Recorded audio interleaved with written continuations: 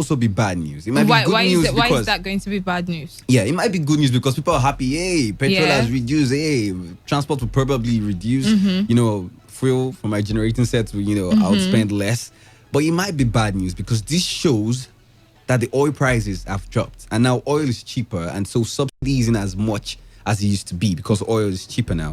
So people, let me quote this from the Punch newspapers. The expected open market price of premium motor spirit, popularly known as petrol, has dropped to 114 naira per litre, 30 naira lower than the approved pump price of the price. Now, the Punch on March 2 said that the sharp drop in crude oil prices on the back of the spread of coronavirus had wiped off subsidy on petrol. So basically, the coronavirus is affecting almost everything. Every And it has a sector. lot to do in Nigeria because we are so dependent on oil and oil prices and how well oil does in the global market. And now, this could be good news because, of course, you'll be buying petrol at a very, very cheap price, 114, at least better than 145. But at the end of the day, it affects the government. It affects your country as a whole. Because I mean, now there is it there already is started crisis. affecting the government with the crude oil. Yes, of course. Price, There's yeah? crisis, but Nigerians. But this is somehow beneficial to the citizens, though. It's no, to be very honest. No. You have to know this is expected because of the low Yeah. prices.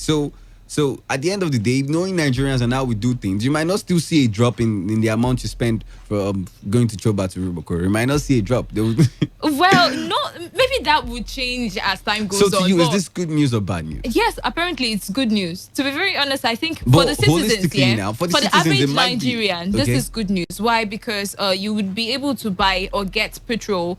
At lower prices. Yes. It would have been good news for me if we were getting it at this price due to the fact that our refineries were working and we had no, issues with importing. It would have been good news for me. It would have been good news. But the fact that this is happening as a result of the drop in oil prices due to the corona, epidemic around the world, it's quite bad news because at the end of the day, it would affect the fact that oil prices have dropped and oil is now so cheap is a problem for the country. It is good news all round for me because now there is a wake-up call. The presidency, some state governments are already Have now looking at realized alternative ways of getting revenues and all of that. So this is actually good news. I feel like maybe this was what we needed. I'm about to think like maybe this was what we needed for the government and other people, Nigerians as a whole, to just really look at the other picture and how important diversification was. Because when we were talking about it, some people will call in and say, look, we have oil for the next 50 years. Don't worry. But at the end of the day, you can see that we might have oil, but it might be irrelevant at some point. So we really need to look at other sources of generating income. We have the Ajaokuta Steel Company. We have agriculture. We have cocoa. We had palm oil. And I mean, like, what happened to our palm oil, the palm oil industry? It was booming back in the day.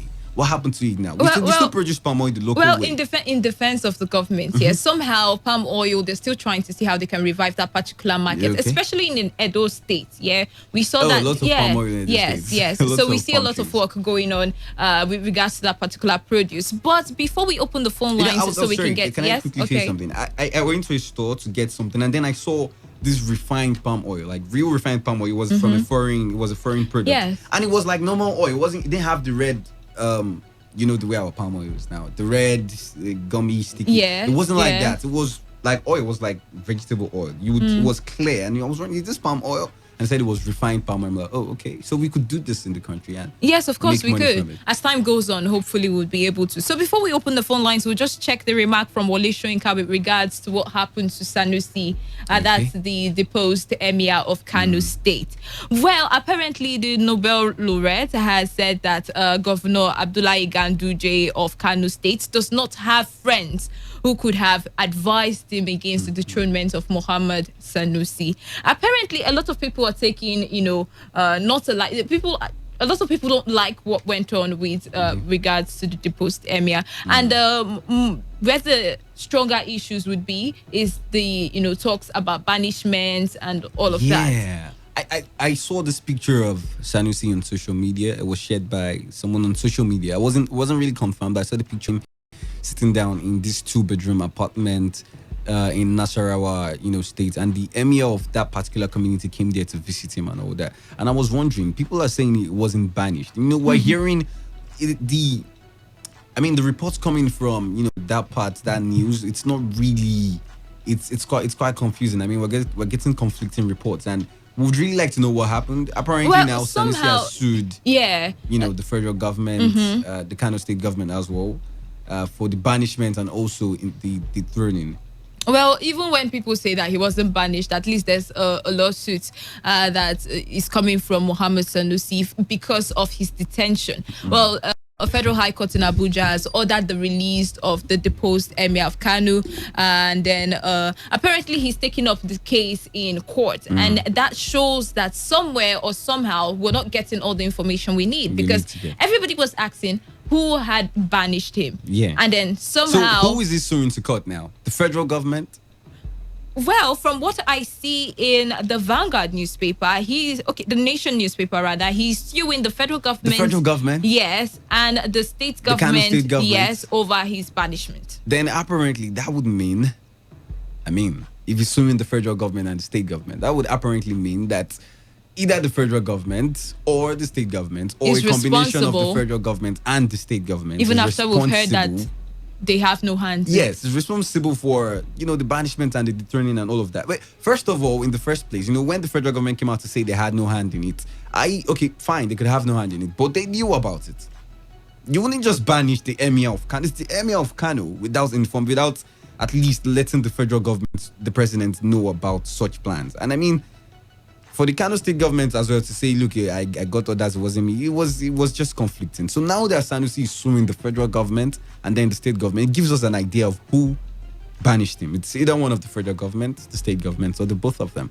All right, so we're going to open the phone lines now, and then we're going to get your contributions on everything we've talked about. We've talked about Wole Soyinka's position with regards to Sanusi and the Kano state government. I mean, he apparently wasn't happy with that particular move, right? Yeah. And then we also talked about the reduction in petrol price in the country to the 100 the expected reduction of the petrol pump price from 145 naira per liter to 114.56 naira per liter. And the presidency talking about diversifying the economy because of the crash in oil price in the global market. And then we also had our able governor of Rivers State talk about diversifying the economy of Rivers State. And we are saying all of these reactions, isn't that too much reactiveness? How come we did not see a blueprint? How come we did not see implementations and possible results of plans of diversification before now? Did we have to wait till there is an issue with oil, which we have been over dependent on, till we decide to diversify the economy? 0817 000 951 0810 951 951. 95.1 FM. Good afternoon. Yeah, this is Pastor Isaiah Josh from Buguma in Calabar. I greet all of you. Good afternoon. Good afternoon, You Pastor see, the Isaiah. governor of Rivers State is not serious when it comes to diversification of economy to agri. How do you He's mean not by serious. he's not serious? No, don't take him. It's just a mere statement. It's just a mere statement. He has said it over and over and over and over. This is not the first, second, third, fourth, fifth, or seventh time he has been saying it, and there is no convincing actions to back this very statement. So that is why one. But for the president, I think is very quick. Within a short time, you will see a move. We should take the president serious, but not take the state government serious. Yes, because that is the man. That is a man with a bond word. Whatever he says, stood by his word. All right, that's your opinion. Backing action. Then the Kano State. I want you to know that if you know what Sanusi did to Ganduje before the recent 2019 election, Sanusi single-handedly incited. He incited the people of Kano to the extent of almost taking over the state to This is your allegation. So the governor, yes, the governor is doing whatever has befall him is his action, because he was part and parcel of the people who moved with the from the, the party from the PDP to the APC. All right, thank you very much, Pastor Zayo. We should listen to some other person, right? It's been like 2 minutes already. 95.1 FM, good afternoon. Yeah, good afternoon, West. Yes, good afternoon. Good afternoon, yes, Chima. My name is Amusi Chima. I'm calling from Port Harcourt. Yeah, go ahead, Chima. Yes, Bolu and West. I think the federal government, nor the state or my own state government, they are not serious in diversification. When this government come, especially the federal government, they came into power, they have changed mantra, they were going to diversify the economy.